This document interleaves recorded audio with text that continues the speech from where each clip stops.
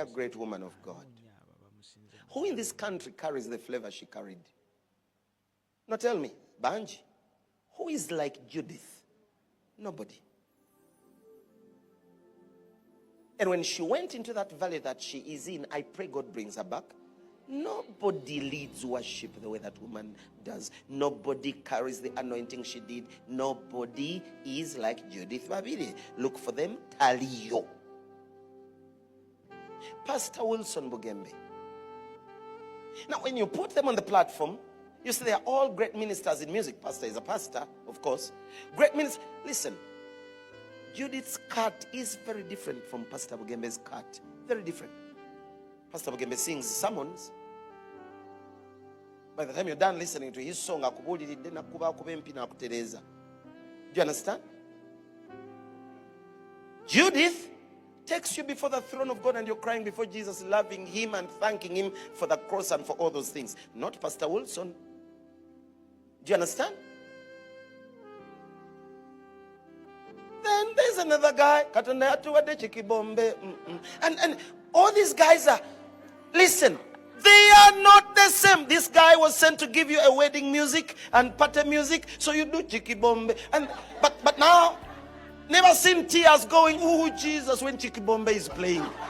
No, oh Jesus, I love you. No, they're all screaming, yeah! Now, the guy is anointed for party. Do you understand? Party! Party!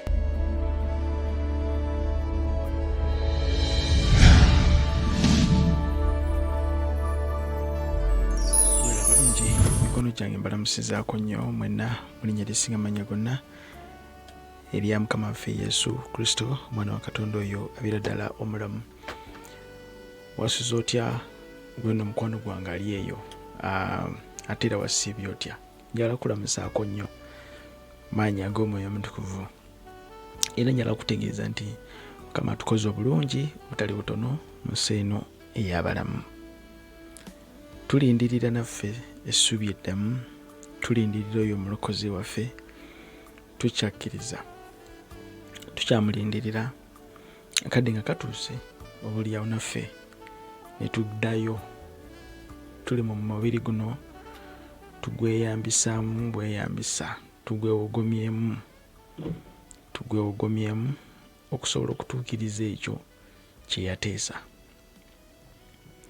Bye tulabako n'amaaso gaffe ne bye tutalabako byonna tubireka wano. Byonna tubireka wano. Twali kye tugenda nakyo. Tugenda nga bwe twajja. Tujja va mbulamu buno tugende. Bwali tusooka okudda obaffe okumusanga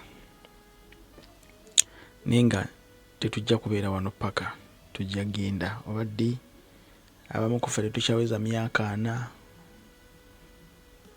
abamu ku ffe tetukyaweza na myaka 5, abamu ku mmwe eyo kalenda zammwe tezikyalina na lunaku, abamu kalenda zammwe n'ennaku 2 teziwera, abamu ku mmwe kalenda zammwe tezikyaweza na ssaawa. Wali abali eyo nga kalenda zaabwe zigwako leero. Olwo abali eyo nga n'omwaka tegugenda kuggwako. Wali abali eyo nga omwezi, wiiki.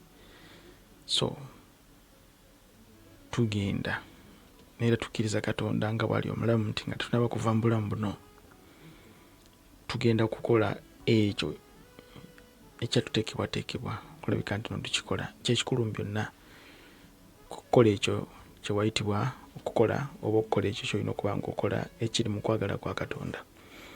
Balamusizaako nnyo mwenna amaanyi ag'omwoyo omutukuvu. Nze Nicholas nsinzidde wano Namayumba, Remnant Ministries Uganda, Musumba Stella Nasaka, nga twala obuweereza obwo mu linnya lya Mukama waffe Yesu n'abaweereza abalala bonna. Njagala kwebaza Katonda ku lwammwe mwenna mu linnya lya Mukama waffe Yesu.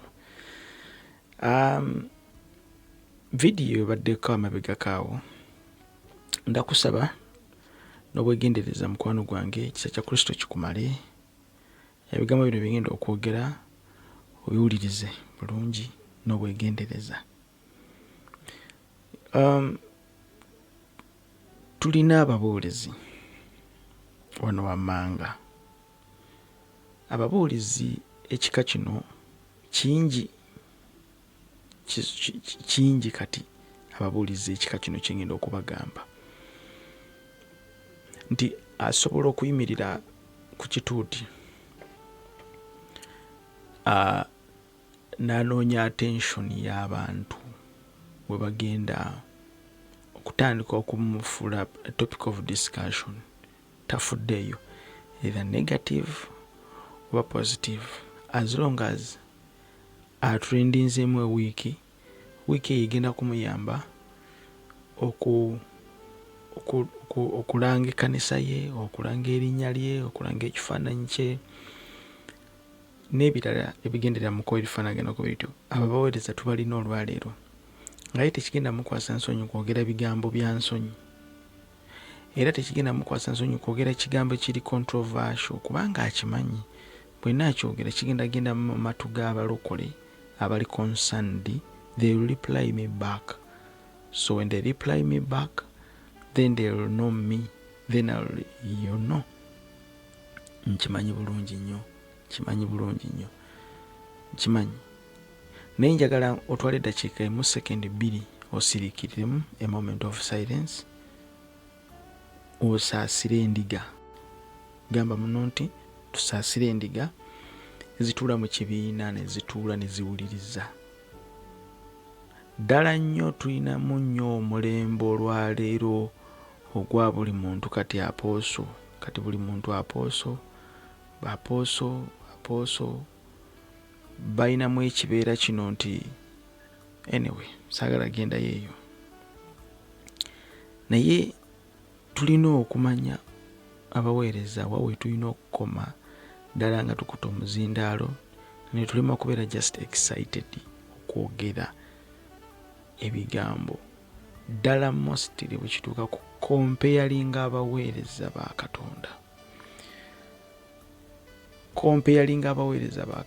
Buli w'okomparinga abaweereza ba Katonda obeera oli mu kukomparinga spiritual gifts z'abaweereza. Nalumiddwa nnyo muweereza Mukama Betty Muwanguzi okuliplayinga Oluganda. Nalumiddwa nnyo, ngenda bawa komenti ewaggulu awo. Nalumiddwa nnyo kubanga komenti eyo nagisomye nawulidde nga nkwatiddwako nange era nawulidde nga nnumwa munda yange. Naye obuzibu buli nti tulina ababuulizi oba abaweereza abali ku mizindaalo nga balina excitement gye bagenda ne bafuna, ate kasita bafuna abalokole baba bakubira mu ngalo bo tebafaayo. Tulina ekika ky'abalokole bo ngalo buli kaseera, oba omusumba ayogedde ki oba ayogedde ki, ngalo buli kaseera bakuba bukubi engalo nakulekaana. Ngenda kuddizayo vidiyo eno ey'Oluganda. Tera omulaba bw'atyo bw'abeera ne iPad ye mu ngalo bw'atyo. Naku zino ababuulizi bonna kati baagala Luzungu, baagala kwogera Luzungu bwe batyo. Trending eriwo eyo egenda mu maaso eyo, naye Mukama tusaasire.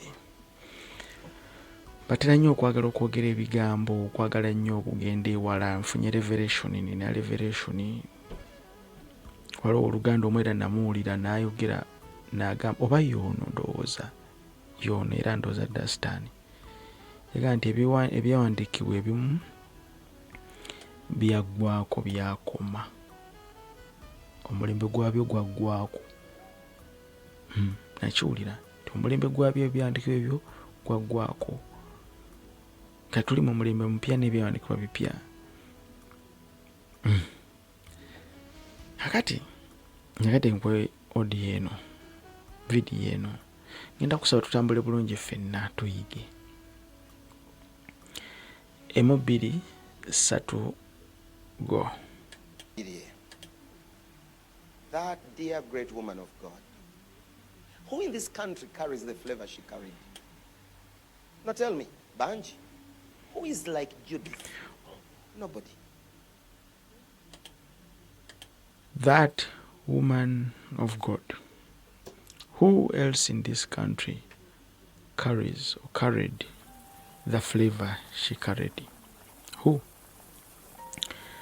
Kankudize eyo uliriza. Babiri. That dear great woman of God. Who in this country carries the flavor she carried? Now tell me, Banji. Who is like Nobody. Judith? Who is like Judith? Nobody. Nobody. I personally nzikiririza mu anointing, nzikiririza mu calling ya Judith, nzikiririza mu ekyo kyali mu ministry. Mwagala nnyo era omuntu yenna avaayo okwatakinga Judith mu mbeera emu oba endala, nange nyimirira okulabika nti no oluganda tayisibwamu oba mu maaso oba mbeera yonna. Okitegedde. So I personally honor the anointing eriko bulamu bwa Judith.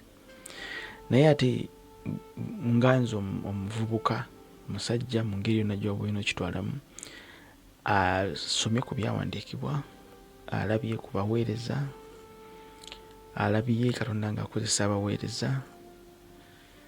I cannot say nti who is like Judith. Taliyo.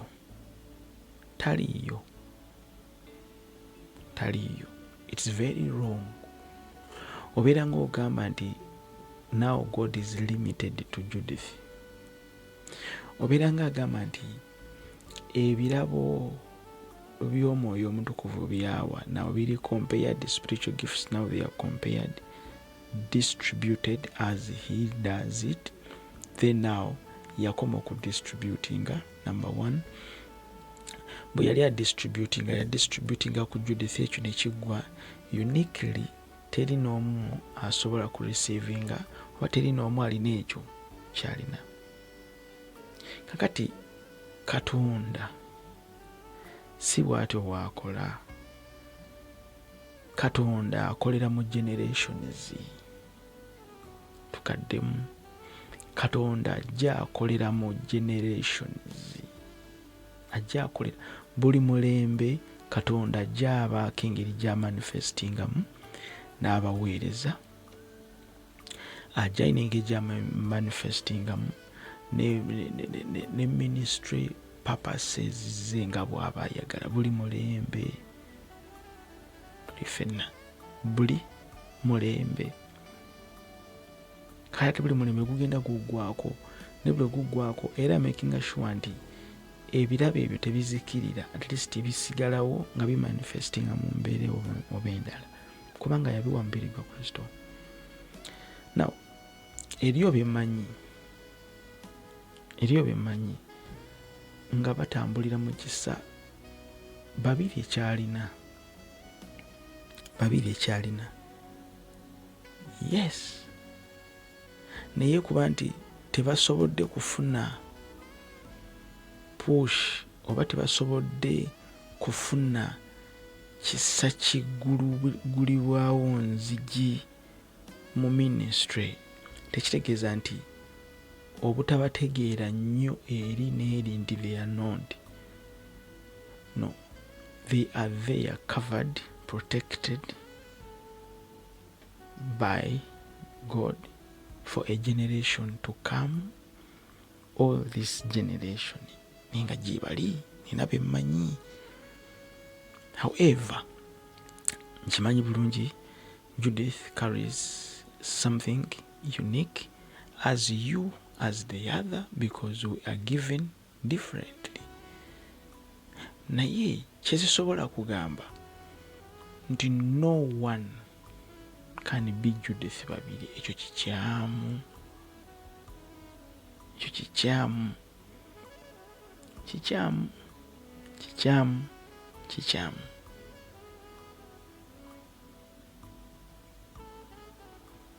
Kama ibazibwe nnyo. Kibi nnyo ffe okutandika okulowooza nti ekirabo ky'oli kiri more significant than ekirabo ky'oli, oba ekyono kiri nnyo than ekyono. Wuliriza,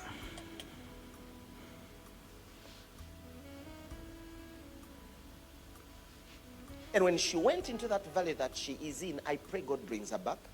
Nobody leads worship the way that woman does. Nobody leads carries that the anointing. worship as she does. Nobody leads that worship as she does. Ebya vale sigenda kubyogerako si bye bindeese. But nobody carries worship. Nobody does worship as she does. Point of correction. Wenjagala wano tutegeerere ffenna. Tulina ebintu bye tumenya misunderstanding ng'abaweereza. Either tumala bikolako study oba nedda. Kamaffe Yesu alina ekigambo kyeyogera mu Matayo eyo 4:24 eyo 2:3 2:6 waggulu eyo 4 Matayo 4 nedda eziti Yokaana 4:18-17 wansikirira n'omukyala yali Omusamaliya. Omukyala yajja nga alina intention yakusena mazzi amala agende bamaliriza emboozi egy'ekyuka bagenda okumaliriza nga bali mu byakusinza. Omukyala agamba Kristo bakitaffe basinzizanga ku lusozi luno ne mu Yerusaalemi. Kristo kyava amugamba nti ennaku zijja abasinza kitaffe kumusinza mazima ne mu mwoyo. Neetaaga omuntu ali open minded. Ku kino kyengenda okwogera sonyiwamu. Kristo agamba omukyala nti ennaku zijja era zisembedde abokusinza Katonda anoonya abo bamusinza mu mazima ne mu mwoyo, truth and spirit. Musinza bimutamanyi kati tulina ebika by'abasinza. In fact, everyone is a worshipper. Oli wava inagamba nti ono musinza ntera okubalaba eyo mu services ze bakola. Katwaniriza omusinza ow'amaanyi atwale mu kusinza. Kakati mu abasigadde eno mwe temuli basinza mu muli babaki. Balina abantu be ba specializing nti oyo musinza. Kubanga ayimba bulungi, alina eddoboozi, alina oluyimba oluliko, ate alina eddoboozi sendeekerivu, ate alina keys nnyingi, ate twaniriza omusinzi ow'amaanyi. Kati tulina mentality eyo etali nsomesebwa, abantu tebasomeseddwa kumanya worship church. Olinaga nti katwaniriza omusinzi ow'amaanyi ne ssebo senkulu ne natambula nga akagga mu bukooti baniriza worshipper. Kati ebyo tubirina naye n'omulinda naawe n'ayimba byayimba n'avaawo nga nothing is happening. Wanaavaawo n'owuliriza worship we gwakoze bibirikale. Concept ya worship nga nfu.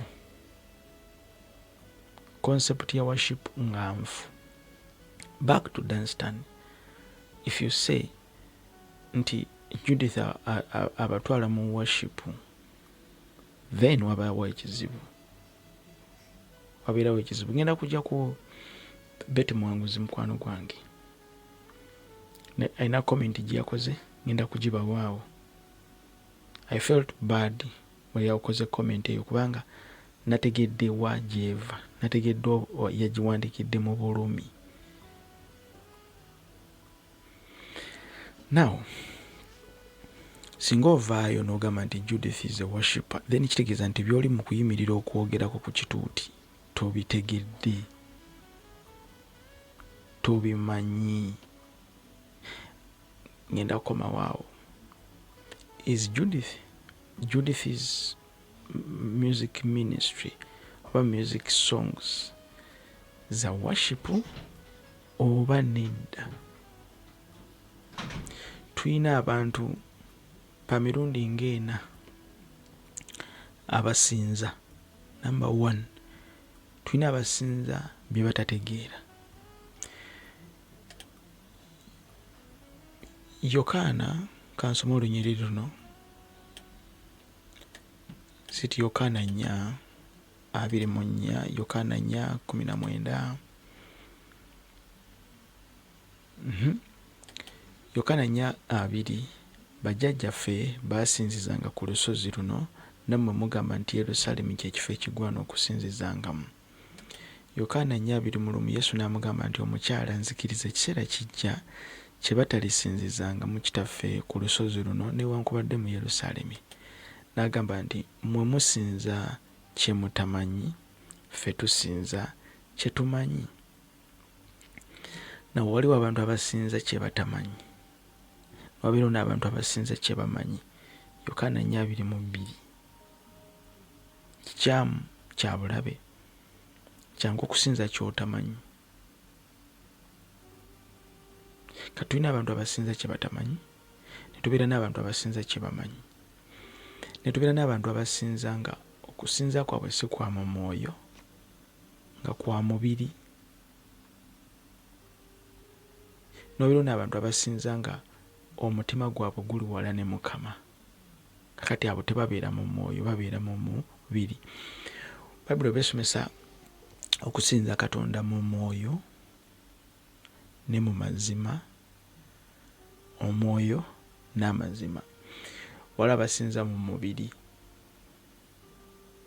omwoyo n'amazima nakisomesaako abantu edda mu nkuŋŋaana ze twalina. Lutalo, it is a spiritual war. Lutalo lutya nti luyingejingamu kye bayita emmeeme y'omuntu, ne luyingejingamu kye bayita omwoyo ogw'omuntu. Emmeeme y'omuntu mwe mutambulira endowooza ze, ebirowoozo bye. Kakati ebirowoozo by'omuntu gye bibeera n'omubiri gye gubeera. Bwe tuba twogera ku mubiri ogw'omuntu twogera ku mwoyo ogw'omulabe oguwakanya enteekateeka ya Katonda n'okwagala kwa Katonda eri omuntu kye yamutondera okubeera. God created us to worship him.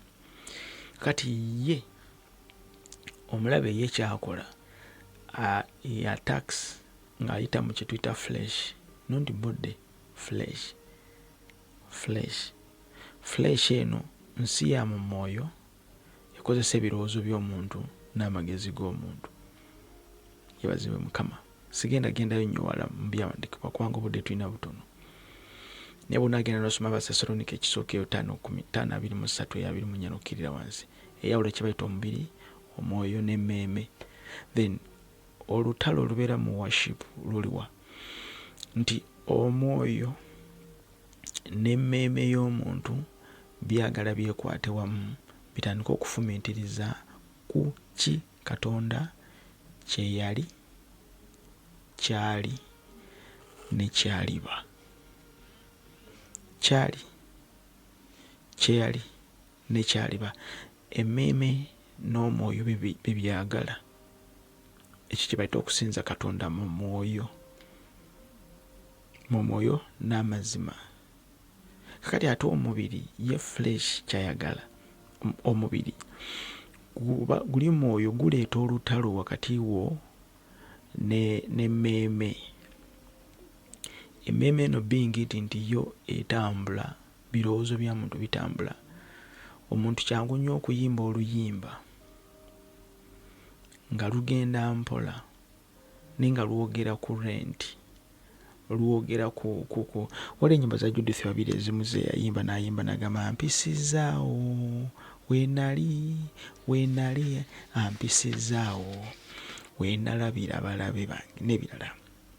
Ampisizaawo. Kakati ampisizaawo luyimba lusobola okubeera captured n'ebirowoozo ebiri mu mmeeme. Ampisizaawo n'olowooza ku eyo, n'olowooza ku ebyo. Ampisizaawo wa ampisizaawo, n'olowooza ampisizaawo nziguliraawo eggulu Mukama, nziguliraawo eggulu nteekeko favor. Nziguliraawo eggulu nteekeko favor. Kati oluyimba olwo buli oluyimba obeera gwe kennyini, it's a prayer making, ng'okkiriza Katonda agulewo enzigi, abeeko byaggulawo abeeko byakola, abeeko byasenvula, ampisizaawo, nziguliraawo eggulu, kutuula endagaano kutuula endagaano, olumbe lwe endagaano, nkutula endagaano za kino, endagaano za kino. Ayiwa ey'obutuukirivu atananaaba, musaayi gwa Yesu talibeerayo ku hayiwe eyo. Ndibeerayo nange mu Yerusaalemi nange. Kati bw'owuliriza ennyimba ezo zonna nojja ng'ozisengeka bulungi nnyo. Ennyimba ze ezisinga eza omukyala Judith teziri mu worship.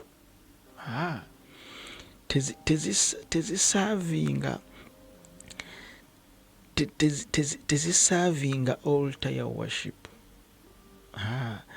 Kubanga altar ya worship lutalo oluliwo wakati w'omubiri n'omwoyo, nti emmeeme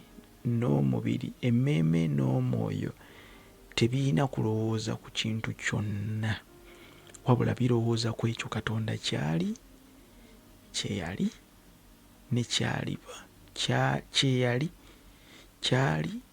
ne kyaliba. Mu byonna emmeeme n'omwoyo birowooza ku throne of God, nga bw'ali mu kitiibwa kye, in his glance, trembling and fear. That is worship. Now, zino ennyimba zino za Judith zigenda kubeera engaged n'ebirowoozo eby'omubiri. At the end of the day, ogenda kumaliriza oli mu kusaba, kulwana ntalo. That is Judith. Kyekisa Judith kyatambuliramu. That is her anointing. In other words, ennyimba za Judith muliro. Ennyimba za Judith zikwambaza muliro, zikwambaza kiruyi kya kusaba, kya kulumba mulabe. Zonna oba oziwuliriza bonfuna si worship.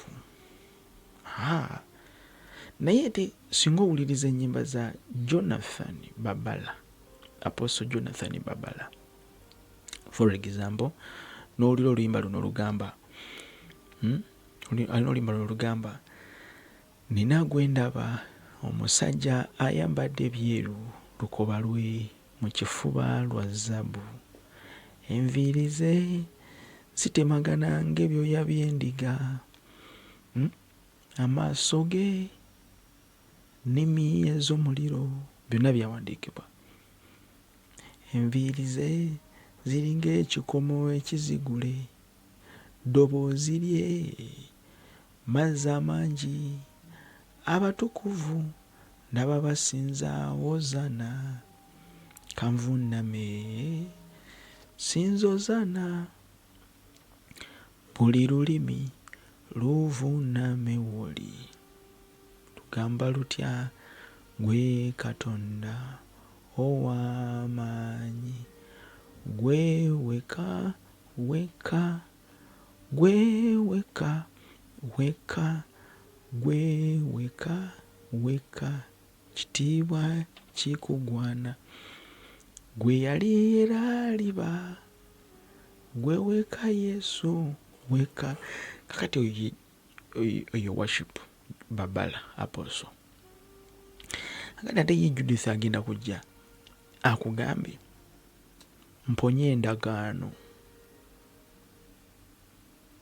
nwanira, toganya abalabe bange abayiganya obulamu bwange, balinze ndendendendende. Byanjawulo nnyo, biri so different.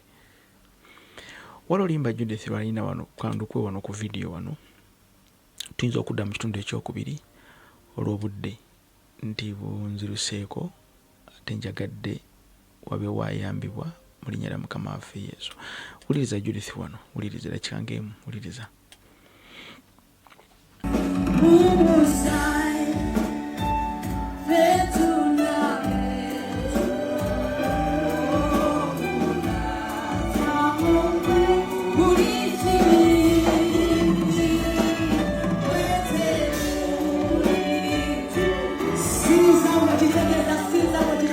Sinza ng'okutegeeza munabe mu musaayi ogunaaza mmwe buli kibi ffe tetuli lelelalalalanda mu musaayi ogwa Yesu yekka.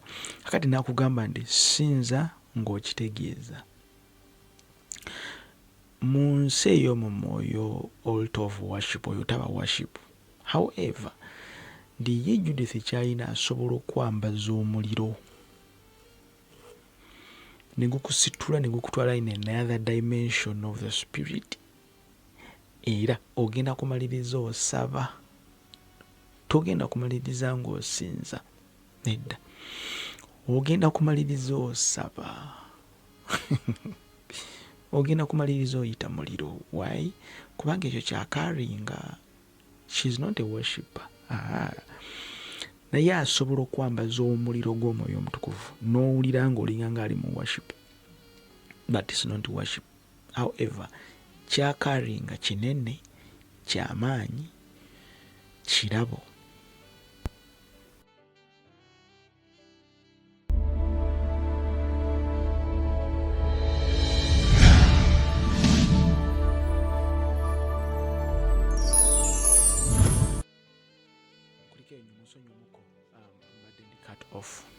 Amina.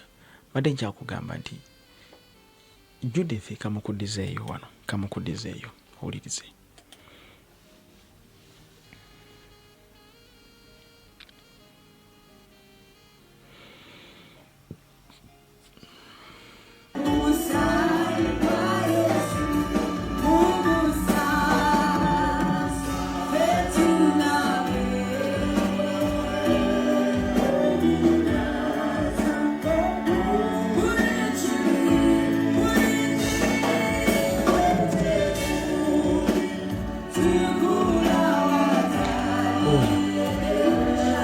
Olima bali mu kuyimba naga asinza ng'okitegeeza. Mukama waffe Yesu wali kyayogeddeko n'agamba nti mu Yokaana 4:2 n'agamba nti mmwe musinza kye mutamanyi, musinza kye mutamanyi. N'agamba naye ffe tusinza kye tumanyi. Nakati kyangu nnyo okusinza ky'otamanyi kubanga tokimanyi. Kategende kakati naye ate ye ekyo kyakolaawo ku kituuti bingiti ndi Katonda wa kisa gye tuli. Still omuntu kyagrabinga mu nsi ey'omu mwoyo kyagenda okutambula nakyo awo in that exact time. Ye waaba ali mu kuweereza anointing eri ku bulamu bwe egenda kukola mu that specific antenna spirit yo gyeri mu kusika. Kati anointing eri ku bulamu bwe tegenda kukugrabinga, tegenda kukuteeka ku altar ya worship. At the end of the day singa omaliriza ofulowinze Judith agenda kumaliriza akwambaza muliro.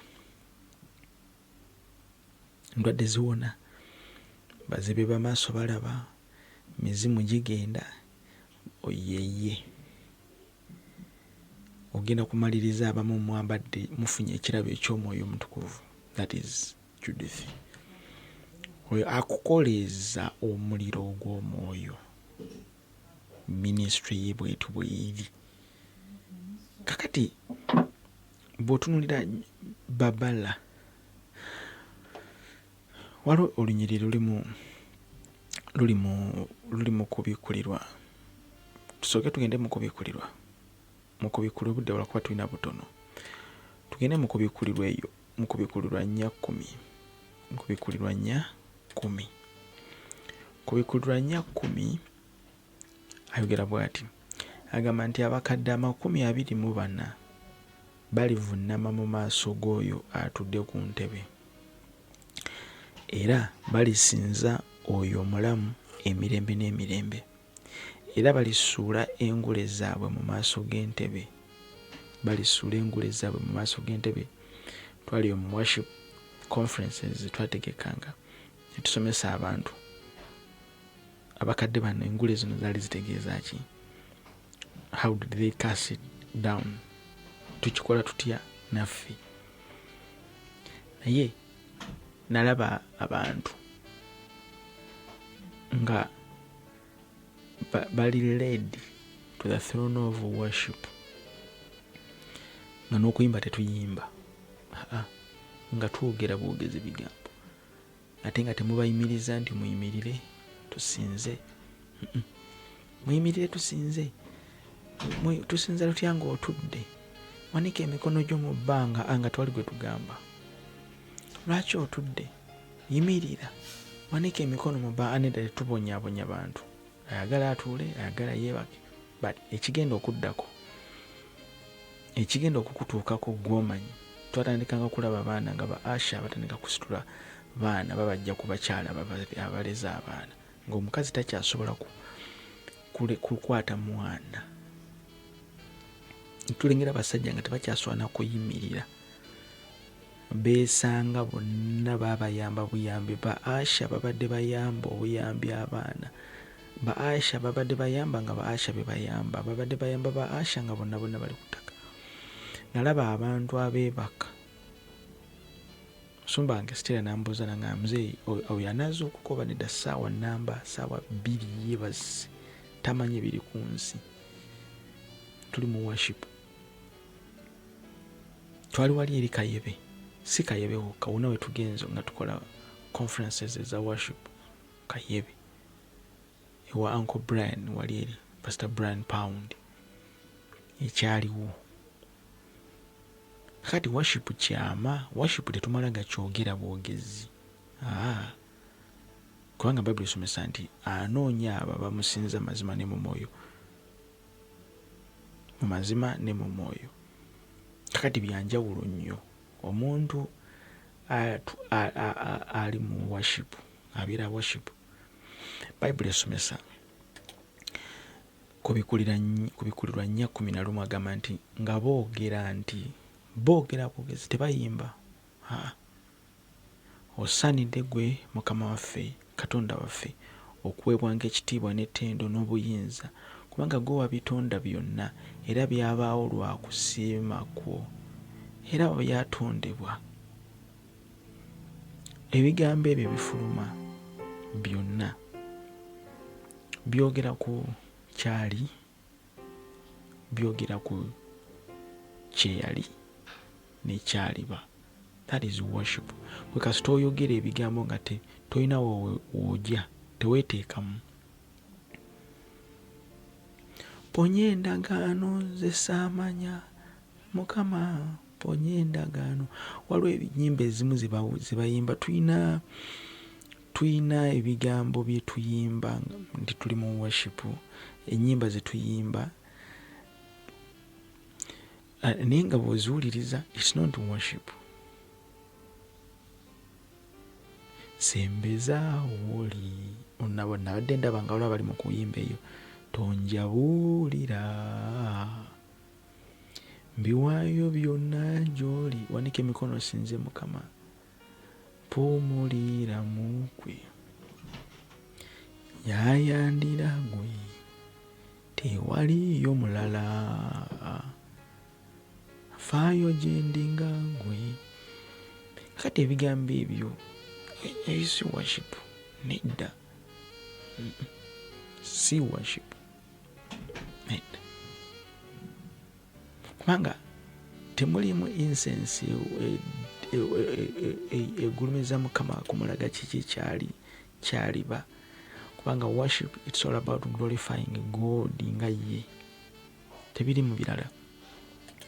Abakadde nga bo boogera bwogezi nti osaanidde. Ku Bikulirwa 7 11 ndowooza tumalirize n'olukubikula 7:11 ne bamalayika bonna baali bayimiridde nga beetoolodde entebe n'abakadde n'ebiramu ebina ne bavuunama amaaso gaabwe mu maaso g'entebe ne basinza Katonda nga boogera nti amiina, omukisa n'ekitiibwa n'amagezi n'okwebaza n'ettendo n'obuyinza n'amaanyi bibenga eri Katonda waffe emirembe n'emirembe.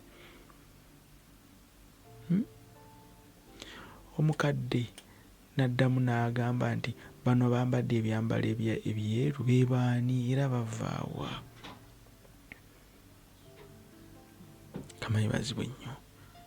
Kitiibwa n'ettendo ne bavuunama amaaso gaabwe ng'entebe ne basinza Katonda nga boogera nti amiina, omukisa n'ekitiibwa n'amagezi n'ettendo n'obuyinza n'amaanyi bibenga eri Katonda waffe. Tewali nawamu we beeyingizaamu. Gwalwana entalo atulwanira, gwatulwanira entalo. Waliwo ennyimba ze nabadde mpuliriza emabegakaawo. Lwaki bino byonna bibaawo? Kubanga nti tetufunye budde kusomesebwa, number 1. Ekyokubiri nti ffe tumanyi kyatukwata mu mitwe gyaffe nti ennyimba nga zino bwe tuwuliriza omuweereza nga Judith ng'aweereza n'aweereza mu dimension eri powerful n'eddoboozi lye n'ekyo kye yaweebwa, ennyimba ze zigenda zityo mpola. Kati ffe tetumanyi kitureceivinga era tetumanyi actually abantu tebamanyi nti for example Judith wabanga ali mu kuweereza ng'ayimba wawantwala, Jonathan Babala wabanga aweereza wawantwala, Betty Muwanguzi wabanga aweereza wawantwala, Mukyala Ssenfuma wabanga aweereza wawantwala, Mukyala Ssenfuma wabanga aweereza akutwala wa? Takutwala ku worship, takutwala mu worship, takutwala ku altar ya worship, akutwala ku altar of intercession, akutwala wali eri mu kwegayirira. Mukyala mwegayiriza era akuwalula, musuulawo paka ku makya ne buziba ne bukeesa nga ye ali awo. Mukama bwe mutamuggyako muzindaalo mukeesa obudde ne mubuzibya, kubanga afuuka omutima gwe okwegayirira. She is a great intercessor. Kakati gwe bw'okitwalira mu perspective ya worship, abannanga omukyalo oyo bw'atandika okusinza, mpulira nga nzenna sibitegeera, olimba tomanyi, kubanga Bayibuli esomesa nti mumusinza kye mutamanyi. That is the problem. Kakati Dunstan mu kwogera kino nkyogera bwe nti niye yakyogeza kubanga bwe tutyo bwe tumanyi, ate tetufuna budde kusomesebwa kimala. So anointing ya Judith n'ekyo kyali nekyalina si worship. Bw'otuula wansi n'otegeera Bayibuli ebyawandiikibwa ku worship si worship. Ye Katonda yamuwa ekintu, ye Judith Katonda yamuwa ekintu nti asobola okuyimirira ku kituuti n'ayimba oluyimba, kubanga yaweebwa omuliro agulina. Butereevu asobola okukusindika mu kusaba nga teweetegese oyo, era asobola okwambaza omuliro. In other way around, she is apostolic. Oyo, she is apostolic. Bw'atyo alina apostolic fire, and apostles are defined by fire. Ono alina apostolic fire eyo agirina. Ndi waba atandika okuweereza bwe guba muzimu guba gwatidde dda, bweba ndwadde bayatidde dda. Mostly bw'atandika okuyimba okuweereza, amagombe gaba gatandise dda okutintima n'okutya. Agenda gaabya, agenda kwabya emizimu, agenda kugiyuzaayuza. Naye ate eri mu worship tebiriiyo, nti eriiyo eri ekitiibwa kya Mukama, eriiyo gy'ogenda okugenda. Ogenda mu worship kwogera ku ekyo Katonda kyali, kati then ye bwakka kubanga ye Bible esomesa nti anoonya abamusinza mazima n'emwoyo. Twakisomesaako anoonya atya kubanga wabeerawo interchanging, wabeerawo movement y'omwoyo ogwo n'omwoyo gwa Katonda. Kijja kitya ne mwesisinkana muti meeting point eyawolabire egundi tewaba asigala mu bbanga. Uliriza muzeeyi Danstan. Ye Danstan uliriza. Judith Babirye, that dear great woman of God. Ekyo kikyamu nnyo omuweereza okuyimirira n'okola statement eyo. Teri n'omu talibeerayo linga Judith Babirye kibi kubanga tobamanyi. Kubanga Judith Babirye yafuna chance n'abeera mu limelight n'entalo ze yalimu ennyingi nnyo ne zimupushinga. Tekitegeeza nti teri yatalina kirabo gwe bakuga naawe kitegeeza nti Judith Babirye singa ava mu bulamu buno obwensi then kati ekkanisa eweddewo no. Era Judith Babirye ne waavaawo olwaleero Katonda ye alinayo abalala baalina already abali anointed nga gye bali eyo baweereza nga balega ku kino Judith kyalina nga n'eri mu kyalo bakiregako. Banaye basibu ne banyabo tolowooza era muzeeyi Danstan tolowooza nti kati Judith Babirye yakwatiridde altar eyo gy'alina mu Uganda n'ekkanisa yonna eya Uganda nti altar eyo Judith gy'alina yekka yagirina nti teri agirina. Kikyamu kibi okulowooza nti gwe kyoli mu kukola ekyo teri n'omulala asobola kukikola. Ekyo kikyamu. Kakati abaweereza abamu tulina ebintu bamalala oba bunasooka kutuula wansi kusiriikirira kulowoozaamu. I pray God brings her back. Nobody leads worship the way that woman does. Nobody carries the anointing she did. Nobody is like Judith Babirye. Look for them. Aliyo. Pastor Wilson Bugembe. Now, when you put them on the platform, you see they are all great ministers in music. Pastor is a pastor, of course. Great ministers. Listen. Judith's cut is very different from Pastor Bugembe's cut. Very different. Sorry. Bugembe yennyini nga yeetaaga okutereeza. Bugembe yennyini nga yeetaaga okutereeza. Nga kubuuliridde nakubakuba empi nakutereeza. Do you understand? Judith takes you before the throne of God and you're crying before Jesus, loving him and thanking him for the cross and for all those things. Not Pastor Wilson.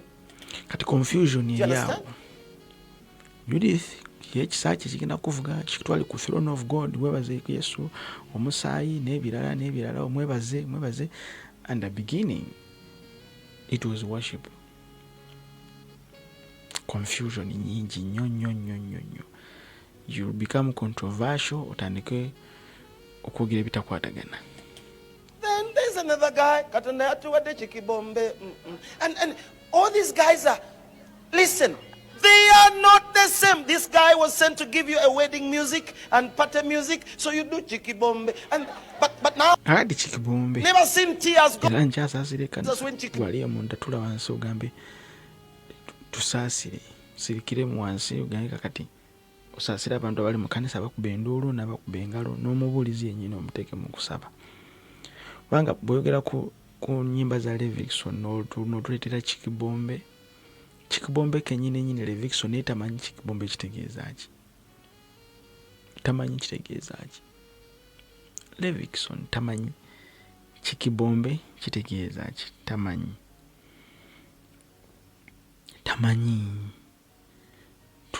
Tuli ekkanisa tutambula naye tulinga nga batatambula. Tulinga nga bali awo bali stagnant. Tulinga nga batamanyi kiddako. Tulina kulungamizibwa kuli kwa mwoyo nga ketwabeeranga nakwo. Tetukyalina budde obwo okutulansi kusomesa abantu na kusomesa bintu bigatta ku mubiri gwa Kristo. Abula twagala tukunuukirize tuleete ebintu ebiringa ebiri deep revelation naye nga bi contradicting. Very unfortunate. Mukwano gwange Betty Muwanguzi yakoze statement eno yannumye nga nze omuntu statement eno yannomye. Yagambye bw'ati, yagambye kanjikuwa wano ku screen ogirabe. Betty yagambye yes, yakoze statement eno ku video eyo. Yes, no one is like her and everyone is different from each other. Even pastors are different. God is God. Aina kyewandiisa awo naga God is God of variety. Kategedde. No one carries a flavor of the other. Even everyone carries a unique flavor. Ate nga kituufu, everyone carries a different flavor. Buli omu akaalinga flavor ndala. Era buli omu alina wayitiddwa. Buli omu ali different. Naye ffenna at the end of the day tulina kutuuka wali eri. Bakolinso ekisooka 12:10 yatuwa ebirabo n'atuwa buli omu ekirabo ekinjalu, naye omwoyo ali omu abituwa byonna mu byonna. Era bino byonna birina kuba nga bigenda kwedifyinga mubiri gwa Kristo. So tetulina kuyimirira kugamba nti ono ayimbye nnyo asinza oli. No. Ono asinga ono. Nedda. Tuba tugenda kugulawo bw'otunulira omwana abadde bali playinga Betty Muwanguzi wansi. Nagambye no, Betty tulina na kudda mu bantu bano. In fact, bw'aba Betty mumuli mpulira mu spirit yange munda nga yabadde offended, yalumiziddwa. Obonfuna sigamba nti yayagala abeere oba the best, no. Naye awulira nga bonna baweereza bakola omulimu gumu, teri n'omu agamba nti ono yasinze ku ono.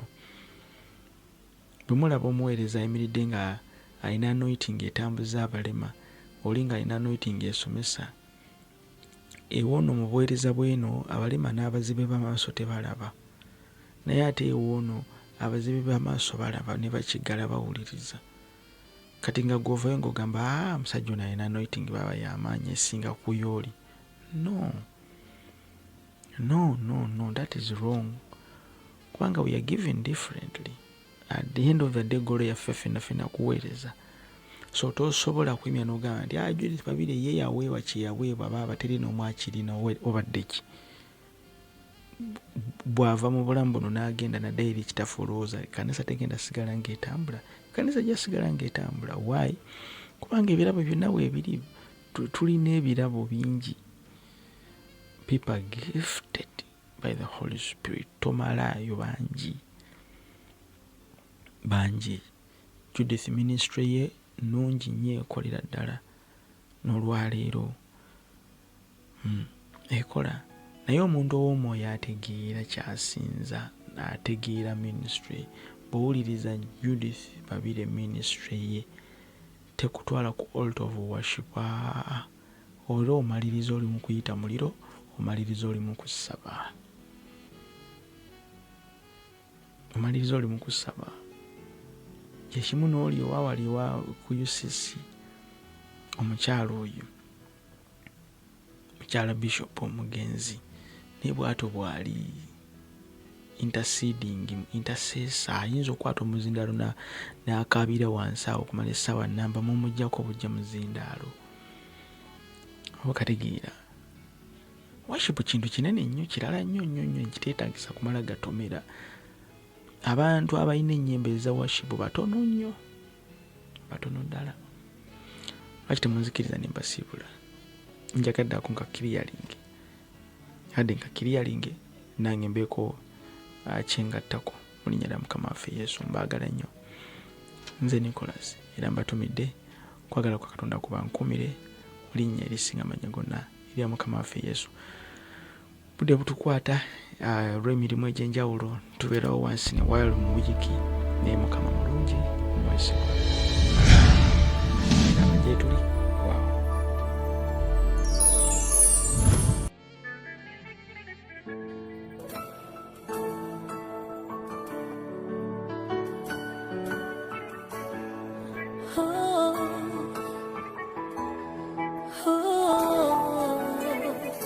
Oli Katonda yanukuza omuliro, oli Katonda sanusa ensozi, oli Katonda kyusa ebiwonvu.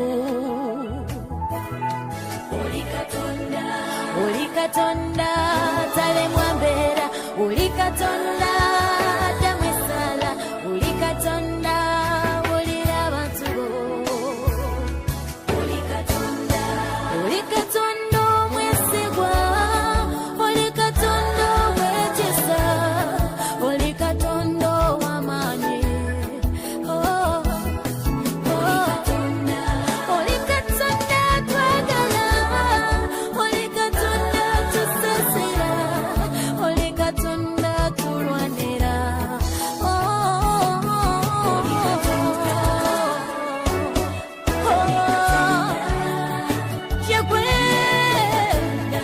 Yegwe Katonda wange gwensinza, Katonda eyanzigya wabyeeri, Katonda yasamya amalalo, n'onunula abantu bo taata, Katonda amenyamenya ebisiba, oli Katonda yamba, akola amakomera yegwe, azukiza abafa yegwe, atembesa abalema yegwe, teri mulala, teri mulala.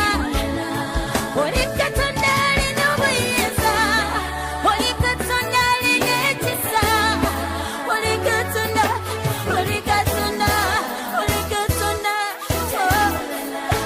oli Katonda ajjukira abantu bo, oli Katonda tabasoso.